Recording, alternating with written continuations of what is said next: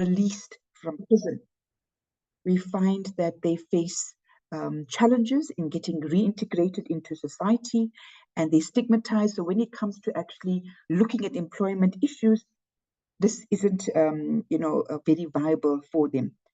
So really, if we look at non-custodial issues for women, we're looking at how we can reduce social and economic costs overall for imprisonment. We can reduce the prison population in the long term. But importantly, we're looking at how incarceration affects women, their earning ability, their caretaking ability.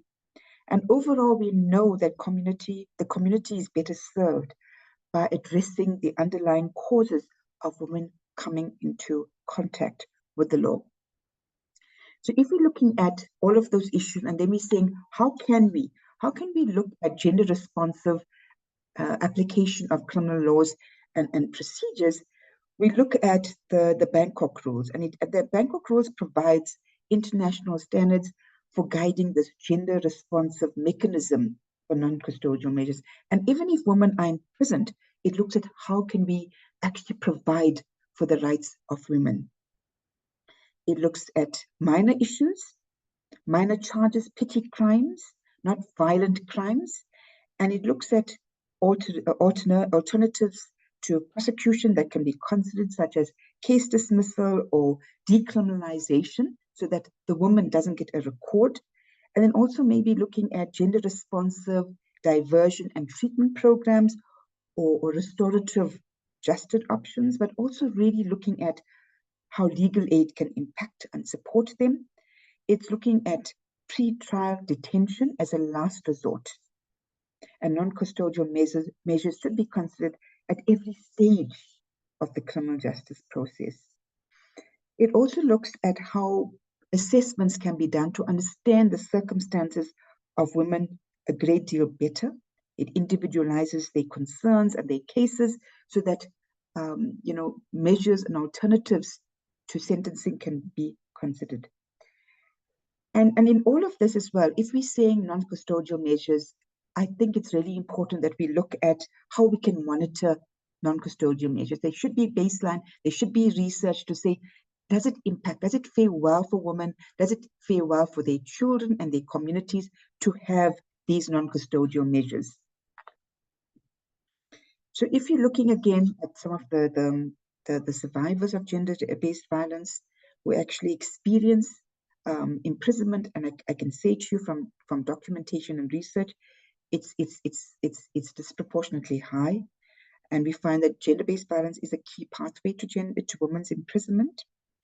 And also foreign national women, we find that they are arrested for survival strategies like prostitution, for stealing food, poverty, coercion, exploitation.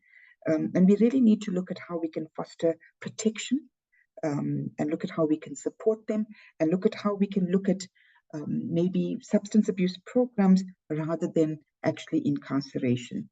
So maybe we can go to the next slide. So maybe the next slide.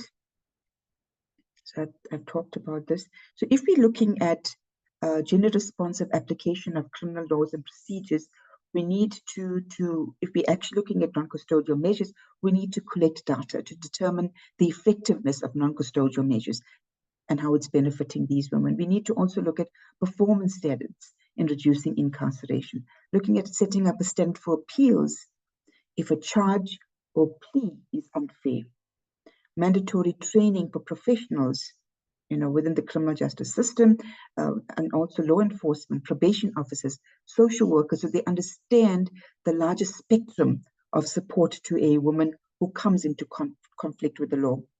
And we also need to look at champions for gender responsive measures.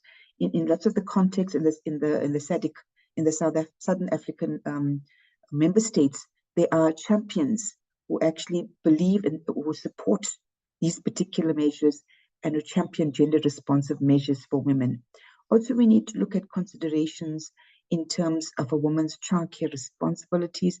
Overall, it requires law reform, resources, but also looking at how we can increase options for solving the cases of women coming into conflict with the law, such as looking at educational and training programs. And my other esteemed panelists will talk a bit more about that, so that we can prevent relapses in their sentencing, if they have been sentences, but also look at how they can optimally be supported holistically and reduce their socioeconomic vulnerability. Next slide.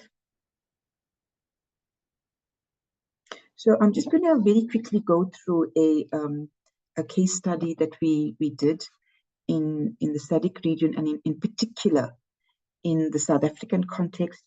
If I mentioned to you globally, there is this research that was done to find that women are the fastest growing population.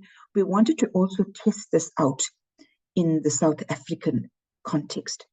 And we did a situational assessment in the South African context, and we found that, yes, women are disproportionately affected by imprisonment, especially those that have been exposed to poverty. And poverty is a large issue in South Africa, but also globally, and violence, victimization, marginalization. And so as a result, we also looked at some of the policies and procedures, and we found that they needed to be more gender responsive, because we find that procedures and the legal system is generally gender neutral in considering the circumstances of a particular woman.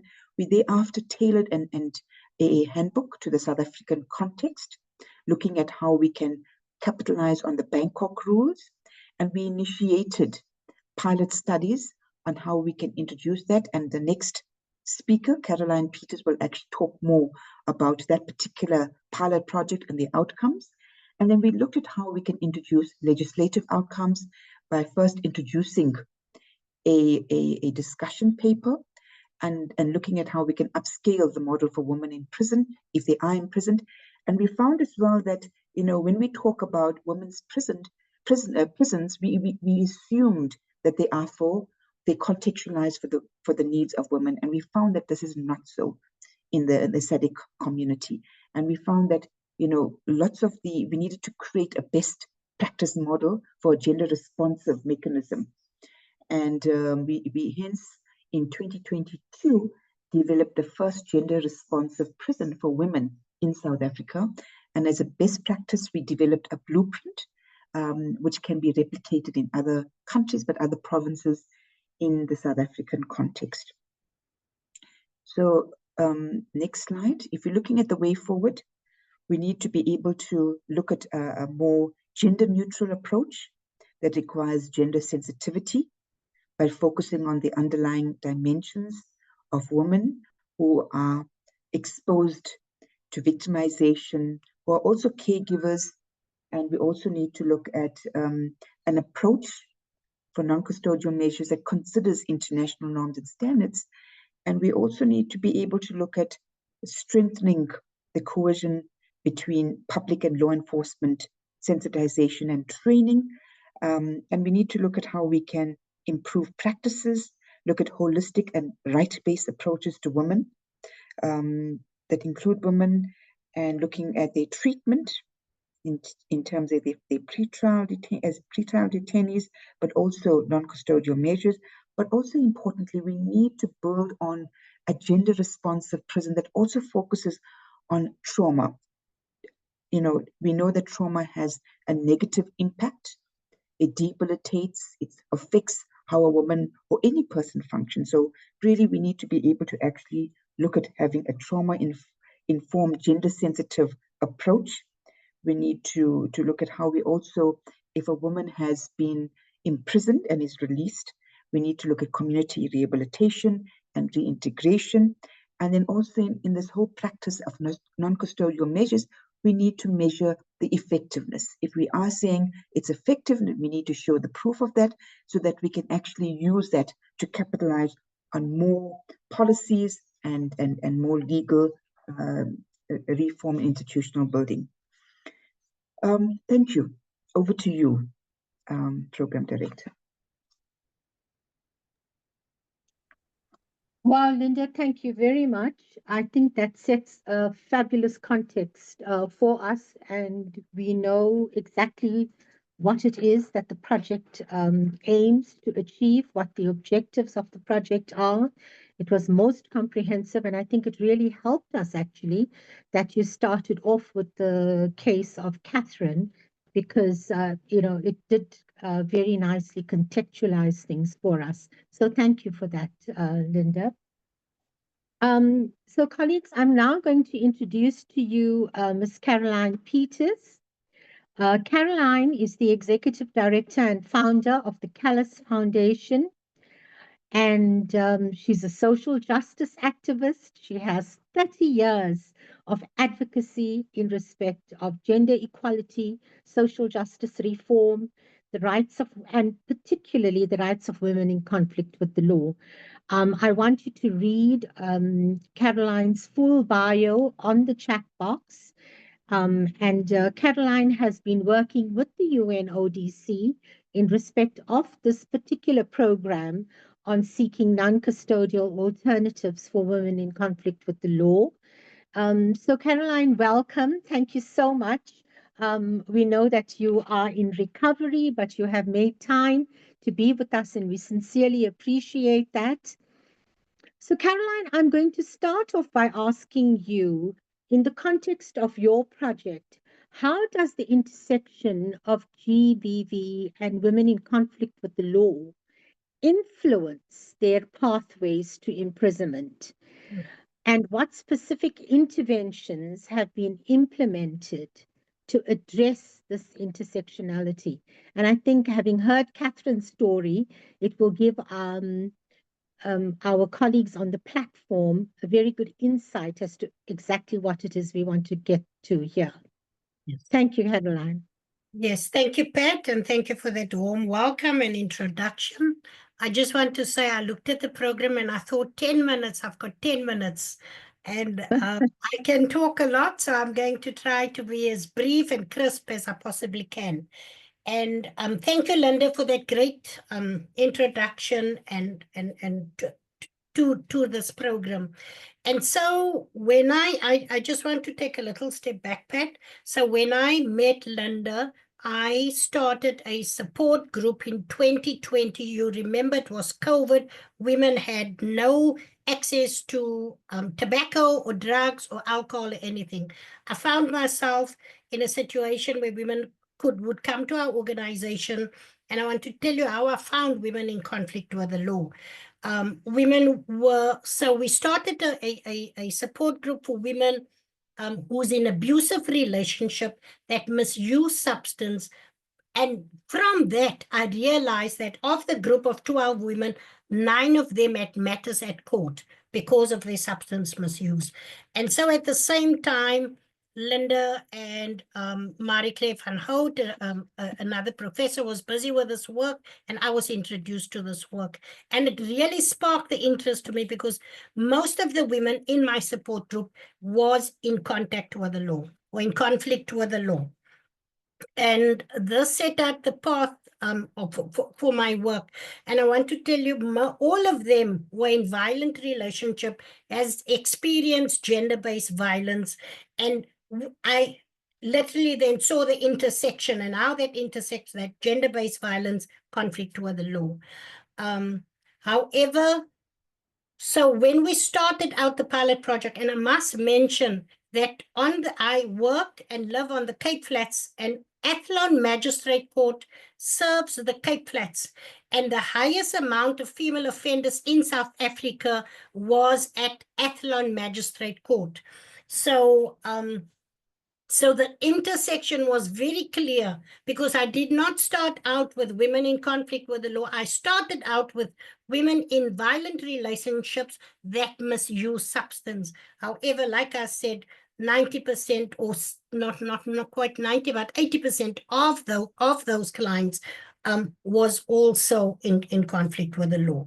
So the intersections of 50%, 56% of women in conflict with the law. And, so like Catherine's story, there's many other stories. And Catherine's story was the same as many of the women in this focus group or support group. So 50%, 56% of women in conflict with the laws experience domestic violence or sexual abuse prior to the incarceration. So that's a significant portion. A lot of them are also coerced into crime by abusive partners. What we did find here on the Cape Flats was also the coercive. So because gangsterism is so high, many of them, even some of the women were in gangs, couldn't exit the gangs, coerced into a crime by their abusive partners, especially in cases of drug-related offenses, fraud and theft and carrying guns. So there was poverty and lack of economic opportunities that drive women towards the survival crimes, what we call the survival crimes, like Catherine's story, the petty theft, the prostitution-related offenses, etc.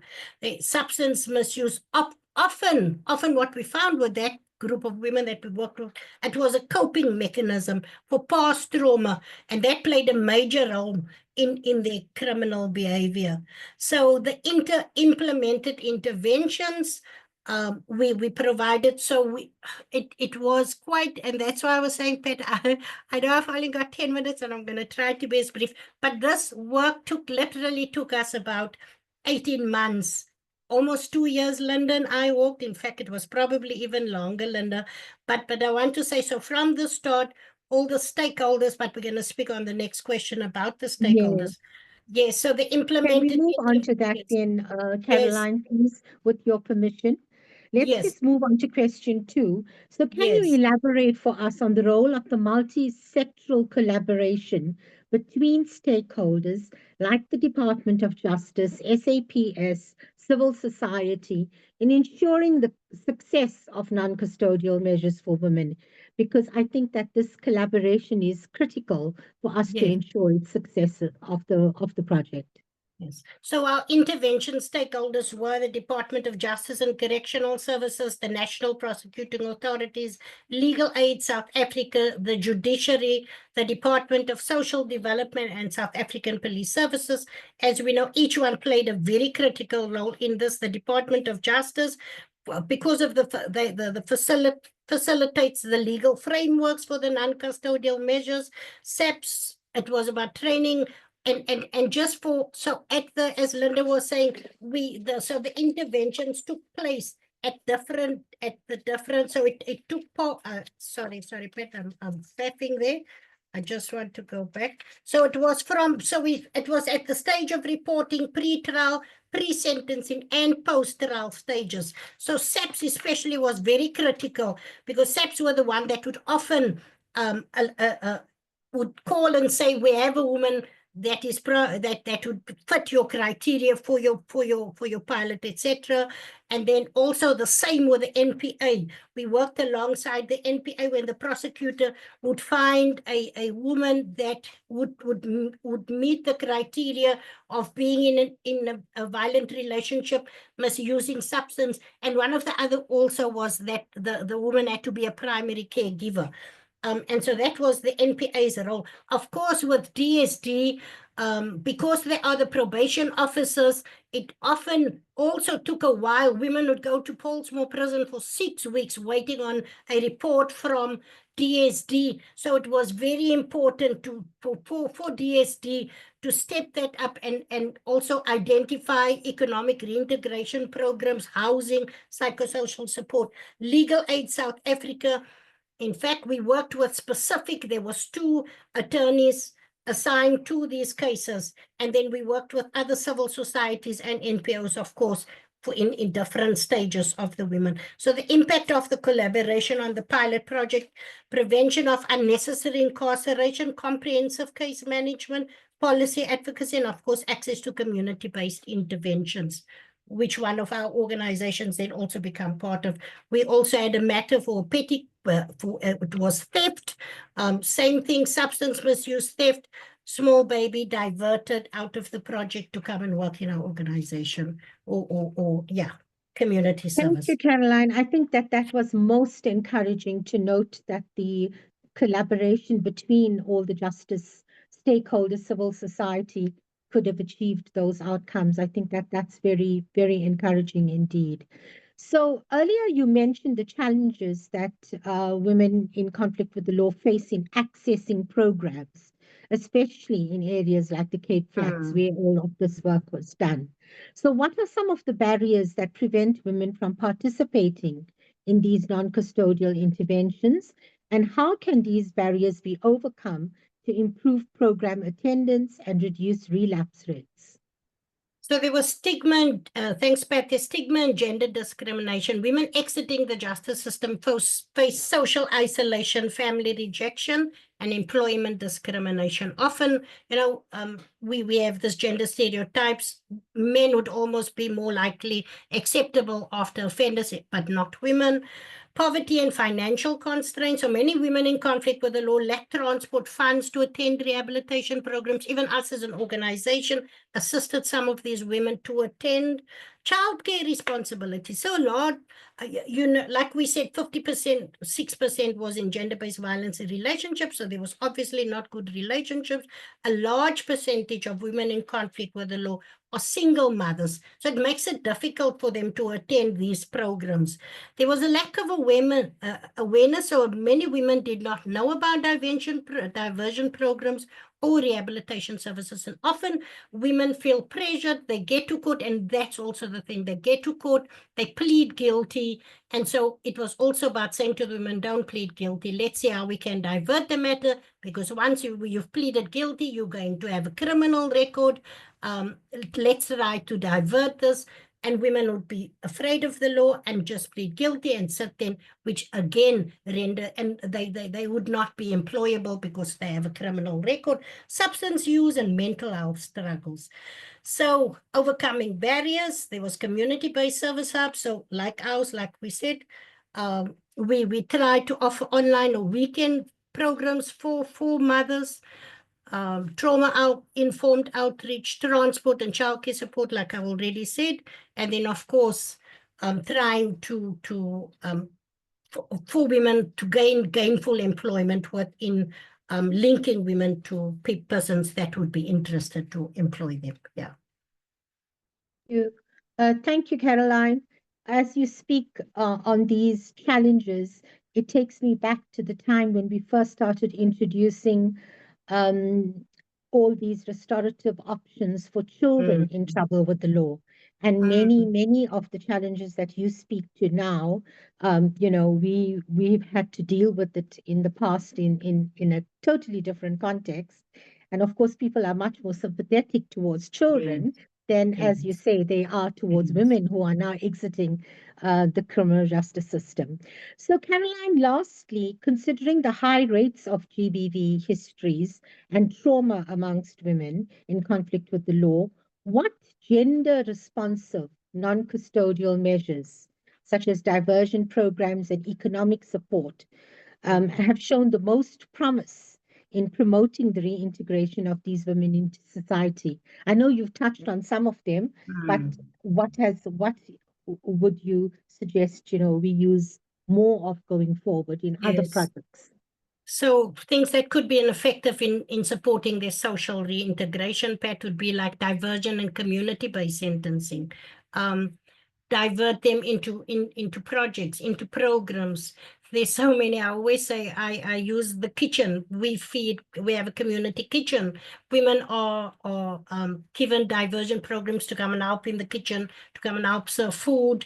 And two of them has become part of our organization, so there's alternatives to prison, such as probation, parole, and community service programs that also recognize histories of GBV and substance abuse when sentencing. Because in many instances, Pat, what we found was that a probation officer's report did not state who the woman was. I mean, we have magistrates say that I only make my decision based on what I find in front of me. So there's also economic and livelihood support, skills development, and vocational training to reduce the reliance on illegal income sources. As we also know that a lot of these women were carrying guns and drugs around for gangsters. So this will also help with that. So microfinance and entrepreneurial support for the economic independence. And then, of course, for the mental health and trauma recovery, gender-sensitive counseling and rehabilitation services tailored for women with histories of abuse, peer support groups for post-trauma healing, Safe houses. I cannot say this enough. And I know sometimes we say, do we need another safe house, another shelter? Shelters and transitional housing for women in conflict with the law who cannot return home due to GBV risk. And then family reunification programs that is safe and appropriate. And of course, long-term case management, multi-agency support networks to guide women in conflict with the law through legal, economic, and psychosocial reintegration. Programs tailored to reduce stigma, build self-esteem, and prevent reoffending.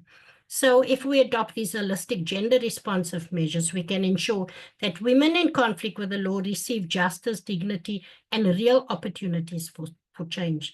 The intersectionality between gender-based violence and the criminal justice system must be acknowledged at all levels. Non-custodial measures, when properly designed and implemented with multi-sectoral collaboration, have the power to break cycles of trauma and incarceration, offering women a genuine pathway to justice and rehabilitation. Thank you. Oh, thank you, Caroline. You are doing just such tremendous work in the community, and I know that it's a difficult community. There are just so many socioeconomic challenges in the Cape Flats, and as you say, the other very important aspect in that particular environment is the impact of gangs.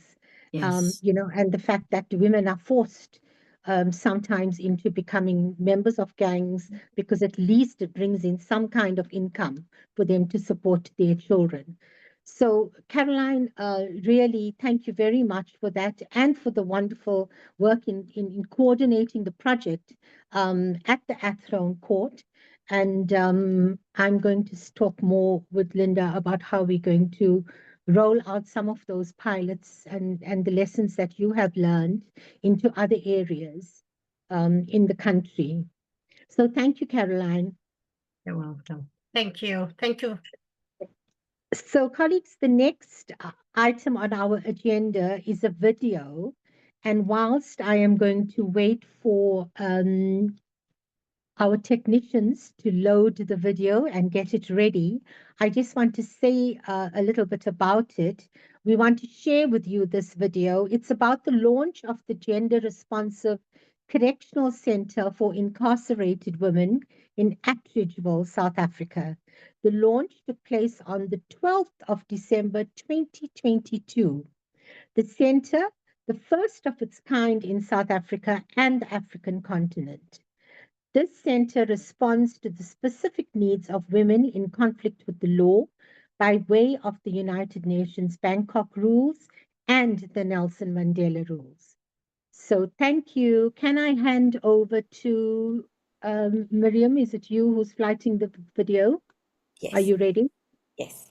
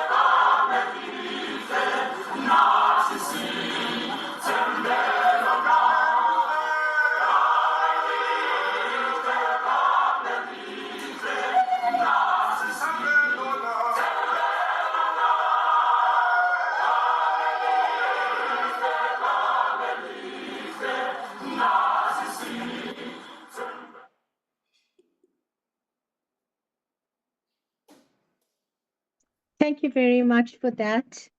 It is really fabulous to see that this this correctional center is actually up and running and that it's achieving um, the objectives of the project. So, colleagues, the next three panelists that we have are all belong to NICDAM. So, I'm going to tell you a little bit about NICDAM before we bring them on board.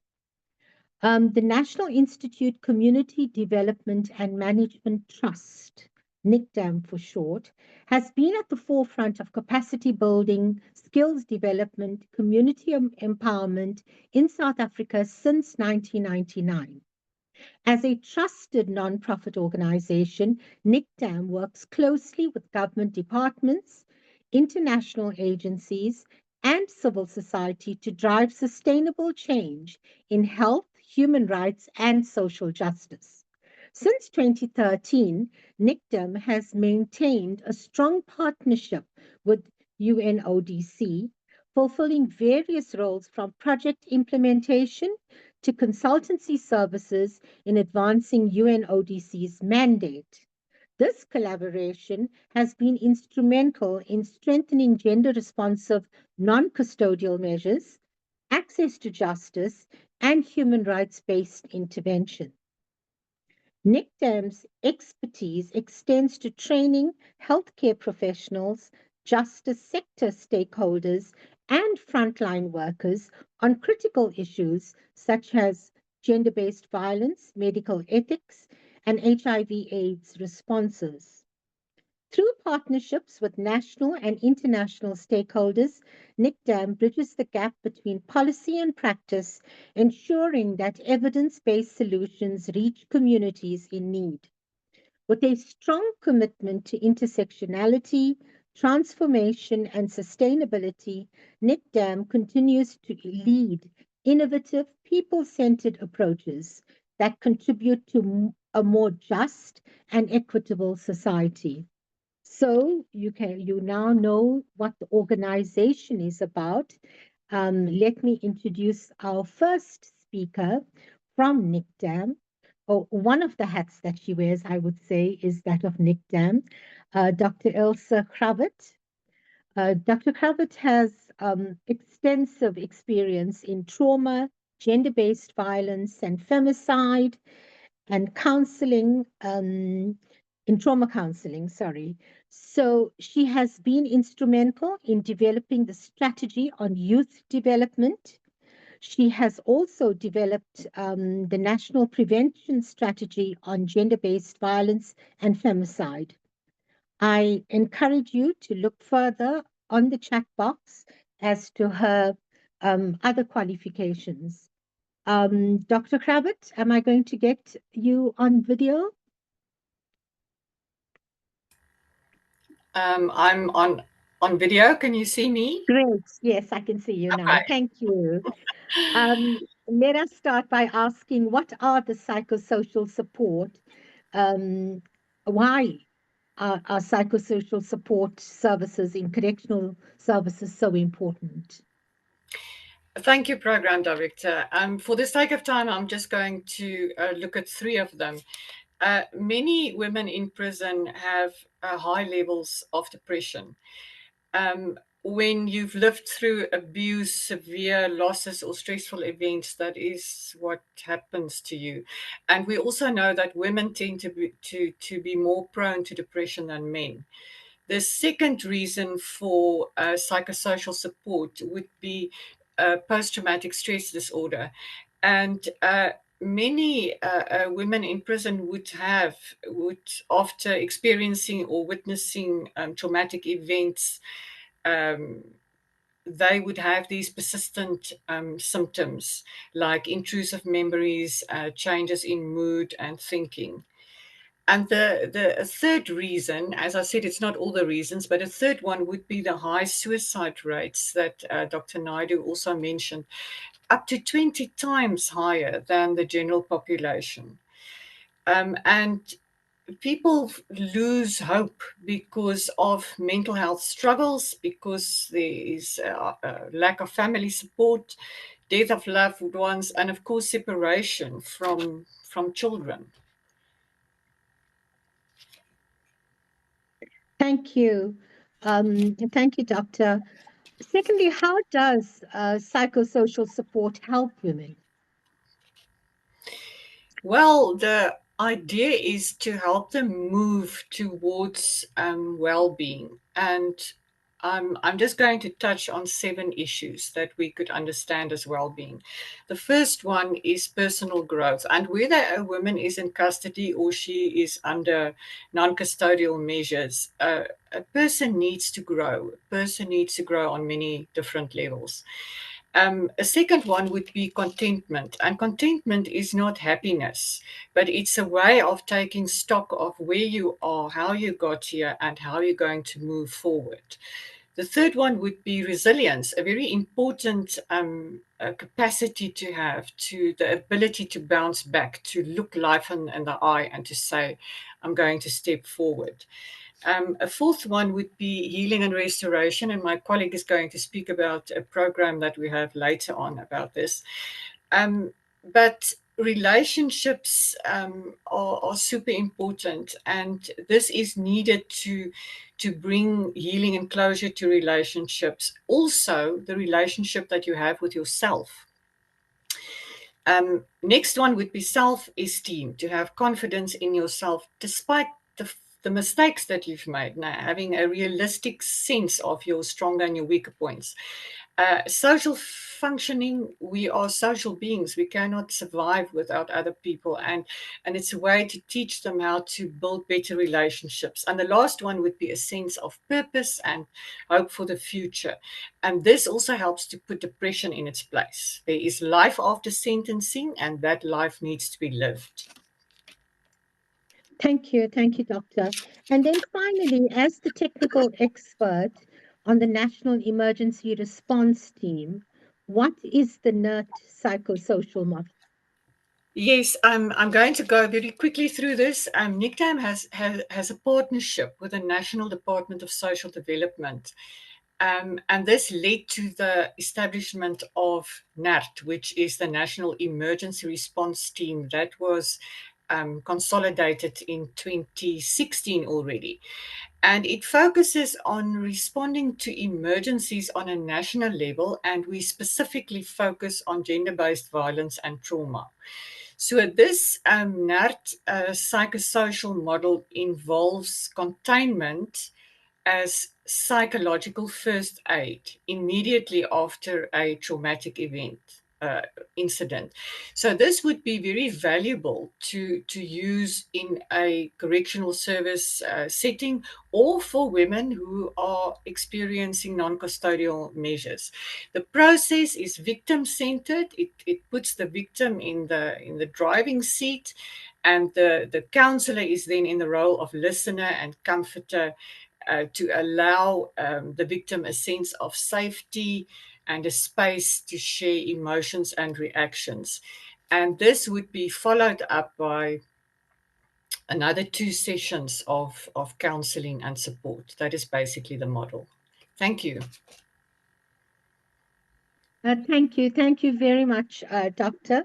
Thank you. I'm going to move on to our next speaker, colleagues, who is Ms. Nomathemba Bengu.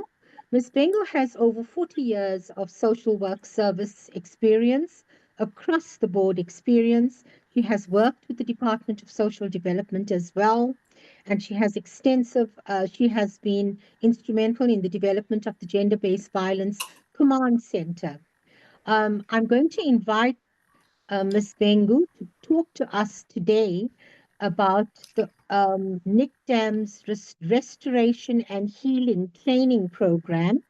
And then also, how can the principles that form part of this program be adapted with correctional services, especially in non-custodial settings, while also addressing the trauma experienced by women in conflict with the law?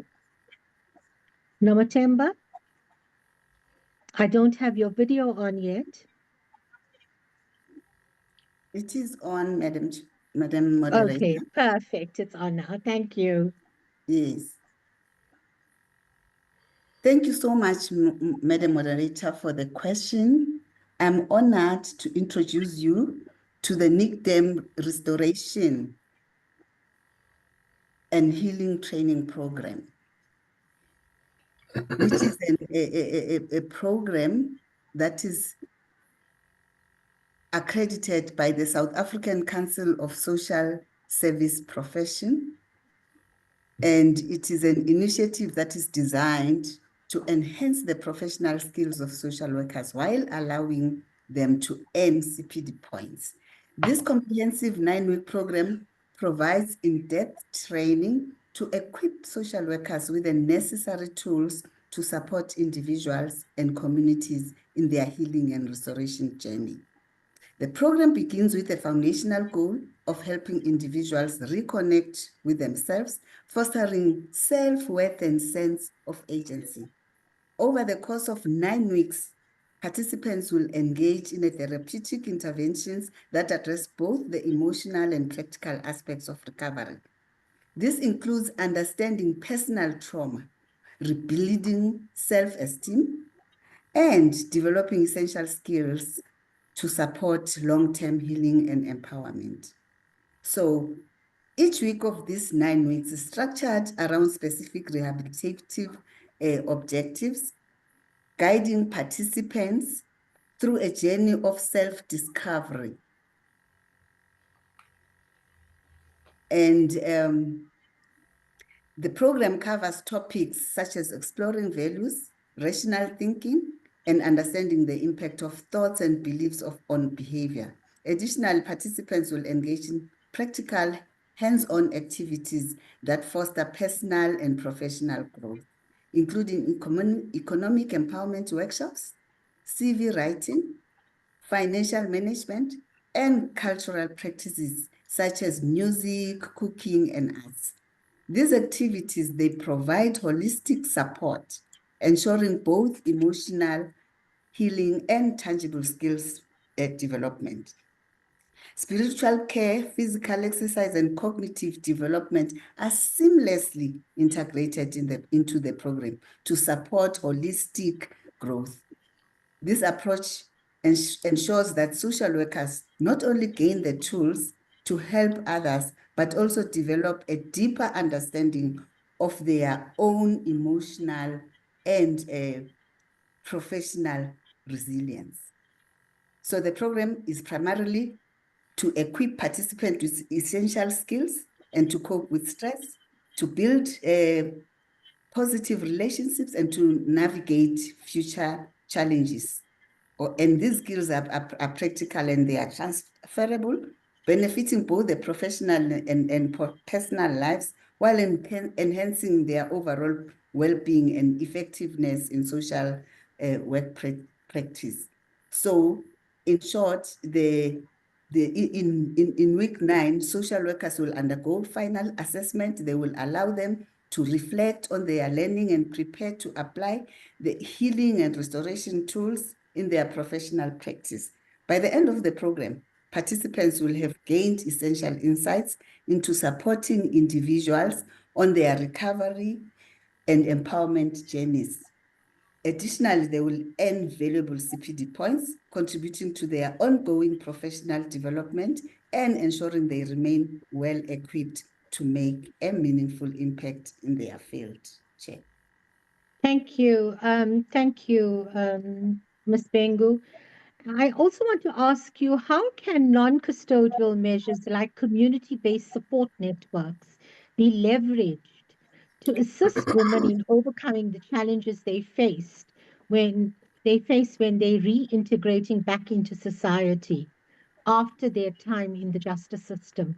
You would recall that earlier, Caroline did speak about that as a Yes, particular challenge. yes. Yeah, the program, Madam Moderator, is designed to foster a restorative approach, which is crucial when addressing the trauma many women have experienced. While traditionally applied in custodial settings, these principles can also be effectively implemented in community-based interventions. By collaborating with social workers, mental health professionals, and community leaders, we can establish support networks that empower women to heal and rebuild their lives. The program's weekly themes like self-empowerment, trust building, and economic independence can be adapted into community workshops, into group therapy, and into life skills programs.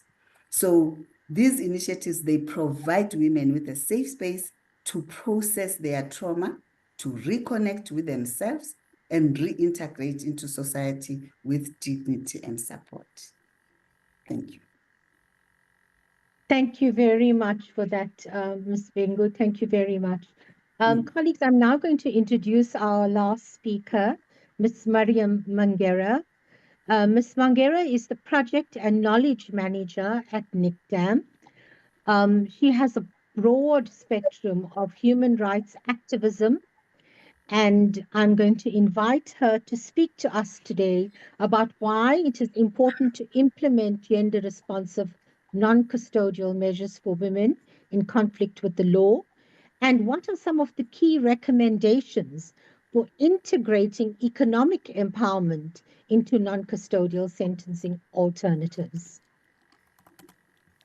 Thank you, Chair. Mariam? Can you hear me? Yes. Sorry, I'm multitasking. I'm putting information in the chat and starting. Thank you for the question, and good afternoon or good morning to everybody. When we talk about women's incarceration, it's not just a matter of criminal behavior. It's deeply rooted in systematic inequalities, poverty, and gender-based violence. Many women who end up in prison have committed offenses that are driven by economic desperation, coercion, and mostly by the lack of alternative viable resources. So if we go back to the Bangkok rules that Dr. Linda Naidu spoke about, it provides international guidelines for the treatment of women in the justice system. And it explicitly states that women should not be imprisoned for offenses that stem from socioeconomic hardships. But in reality, the justice system, not just in South Africa, but globally, often fails to consider the unique circumstances that lead to women in conflict with the law. Many are primary caregivers that are responsible for their children and families, and when they are incarcerated, the impact extends beyond them. We see families being torn apart, children are left vulnerable, and as a result, communities suffer. So by implementing non-custodial, gender-responsive measures, we shift from punishment to rehabilitation and reintegration. And some of the measures include community-based rehabilitation programs that provide women with support structures outside of the prison, restorative justice approaches that focus on accountability and healing rather than on criminalization, and economic empowerment initiatives that equip women with skills, financial literacy, and opportunities to rebuild their lives. The goal is not just to keep women out of prisons, it's to address the root causes that put them there in the first place. So when we invest in solutions that empower rather than punish, we can break the cycles of reoffending, and we create a justice system that is fair, humane, and effective. So women should not be behind bars because of poverty, gender inequality, or circumstances beyond their control. Instead of criminalizing their struggles, we must equip them with tools to become self-sufficient, independent, and fully reintegrated into society. Because justice isn't just about laws. It's definitely about equality, dignity, and transformation. Thank you for that, Mariam. I am going to stop you there because I do have one more question, and maybe because of my justice background, I'm going to perhaps open this up to the platform. And the question, colleagues, is this: how can the justice system better support women in conflict with the law, especially when their offences may be linked to trauma, poverty, or coercion? Are there any existing alternatives to incarceration that could be more effective for their rehabilitation and reintegration into society?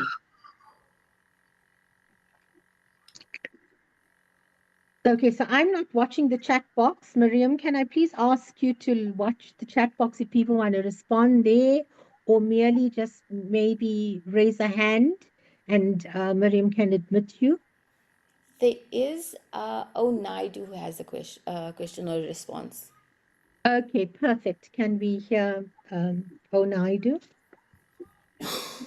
Good evening, colleagues from a very warm KZN. It's Can you Umash. put your camera on, Ms. Naidu? So you're going to forgive me for my appearance because it's late in the afternoon and it was a busy day, but I'm just going to show you my face and then I'm going to close up the camera again. So can you see me? All right. So if you can, lovely. Yes, we can see you. All right. So I want to thank you, firstly,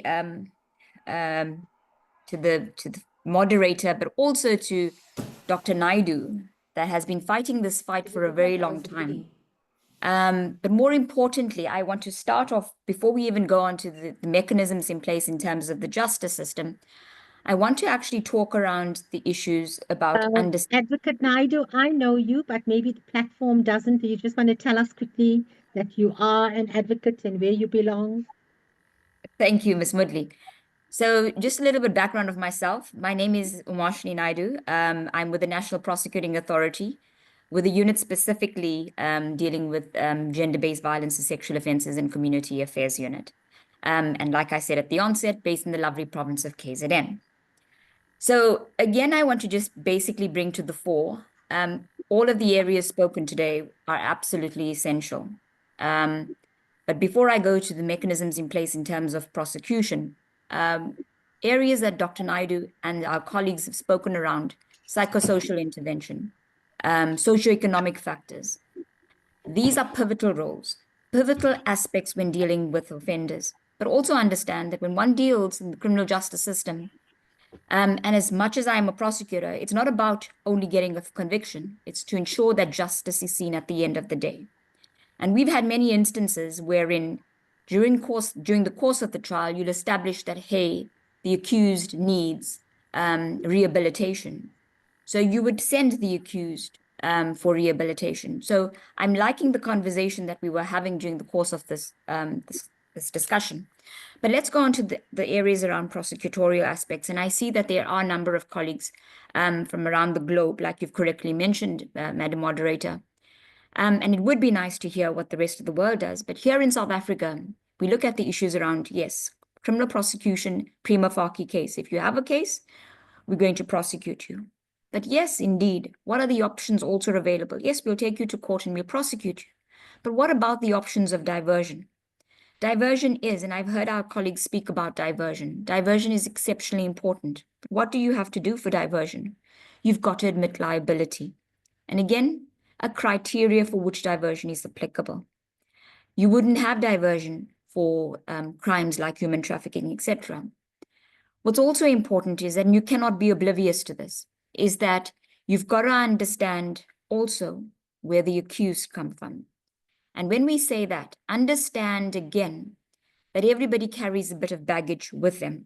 Understand also, like a person that commits crime, the example that Dr. Naidu spoke about at the onset, does anybody set out to steal baby formula? Do I walk into a shop today and I say, today I'd like to steal lipstick, today I'd like to steal a baby formula? The answer is no. And again, courts take that into cognizance. And on this particular platform, you have members from the judiciary.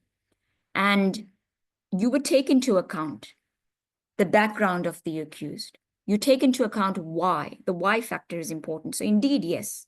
Let's talk about the restorative justice. Not every matter requires you to be in custody. And that's something that we must also consider. But how do we get there?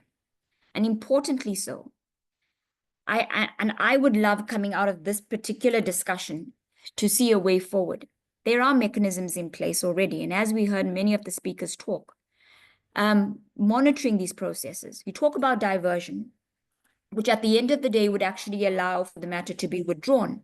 But what's also important is the communication with the victim. That's number one. Diversion, like I said, prevents you from getting a criminal record. Again, allowing the accused to go out and get a job, not to have a criminal record behind them. Let's talk about restorative justice. Let's correct the wrong. If we don't correct the wrong, and that's where we come on board, let's talk about correcting the wrong. If we have a drug problem, then let's send you into rehab. And again, we have those mechanisms in place like SANCA, etc. But let's make that an order of court. So within the criminal justice system within South Africa, you have all these mechanisms in place, like pieces of a jigsaw puzzle fitting together where we can hold hands together.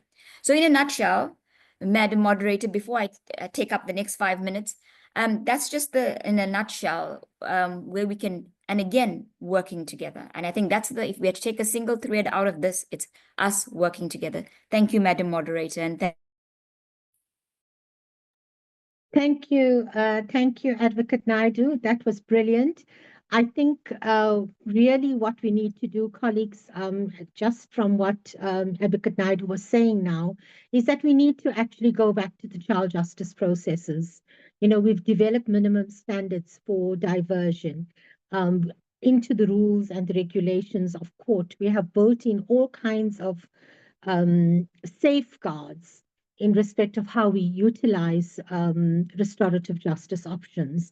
So let's, we can possibly just go back there, look at what we've done there, and see how we can best use that as some kind of yardstick upon which we can build options for women in trouble with the law. I just want to say in close, sorry, is there anybody else, Mariam, who would like to respond to that question?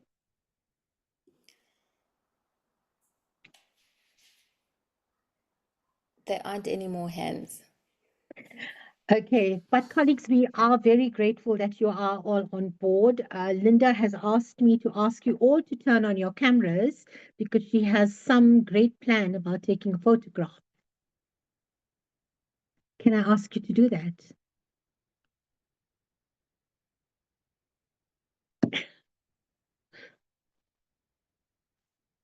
Sorry, Mariam, am I not getting any responses from the rest of the platform?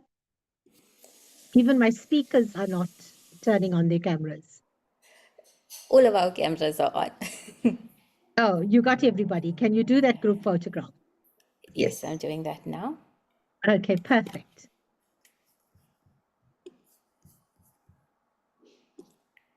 Got it.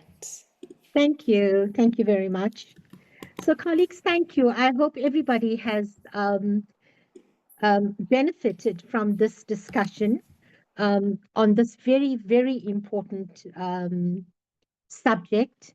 And Linda, thank you for spearheading this, this very important discussion, not only for us in South Africa, but I think for women in Southern Africa, generally. It's just that the axis of the world tilts unfavorably on Africa and African women particularly. The hardships that African women carry are just insurmountable. Earlier this week, I was in a discussion on financial abuse in gender-based violence matters. So we talked today a lot about violence in as a gender-based violence matter and how it impacts on what women do and how they behave and why they get themselves into trouble with the law. But there are also financial considerations. There might not be any violence on it, but the suffering that women go through when money is withheld from their children, they can't feed their children. Once a relationship breaks down, all these things impact on women as well. So thank you very much. I think we all benefited greatly today. Caroline and the work that she does is just so very, very commendable. and also the NICDAM's Sorry, panel Chair. from NICDAM. I just would like to stop you before you continue. There is Sure. a hand from Bukos Sibonda. Okay, I was just about wrapping up, Mr. Sibanda or Ms. Sibanda. Do you want to speak to us?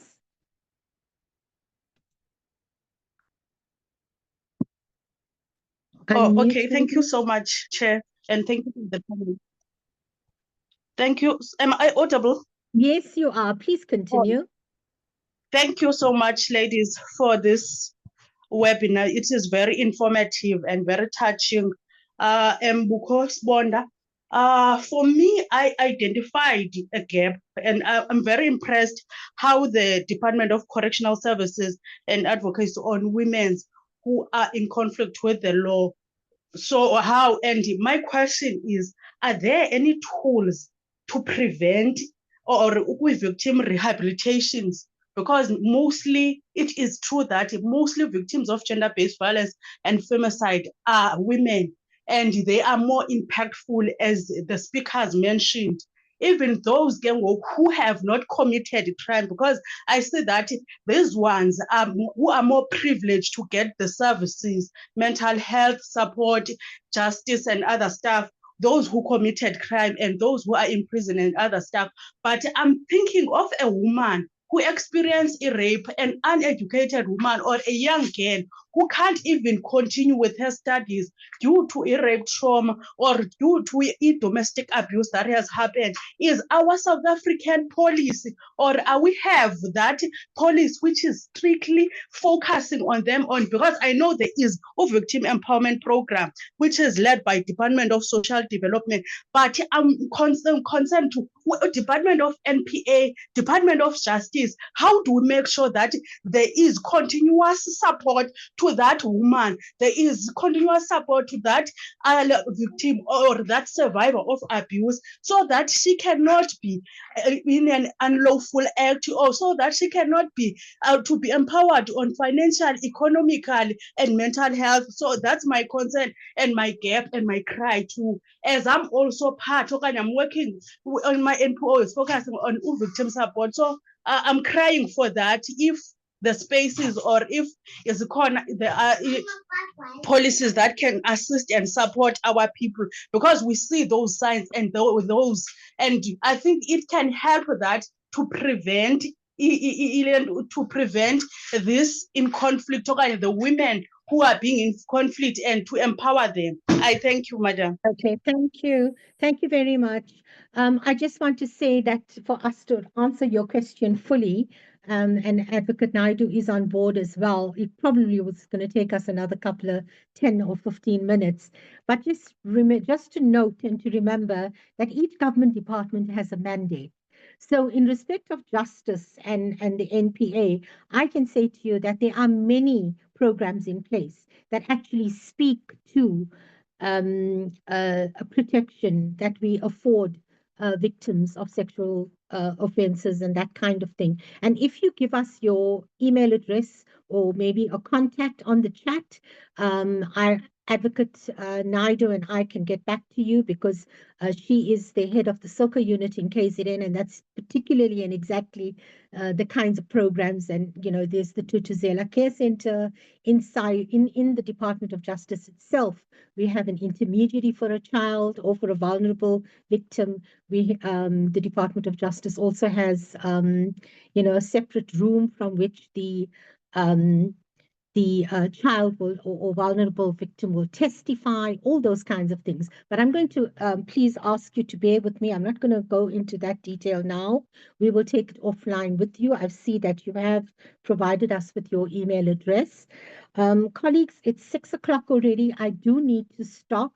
I want to just take this opportunity then to thank all our speakers. You were all brilliant, and you are all doing such amazing work. And Linda, I would be what you call deeply remiss not to say a special thank you to you for pulling all of this together and for giving us the opportunity of having this platform as a side event to the CSW69. So we are greatly indebted to everybody who has made time to attend tonight. Thank you very much and goodbye.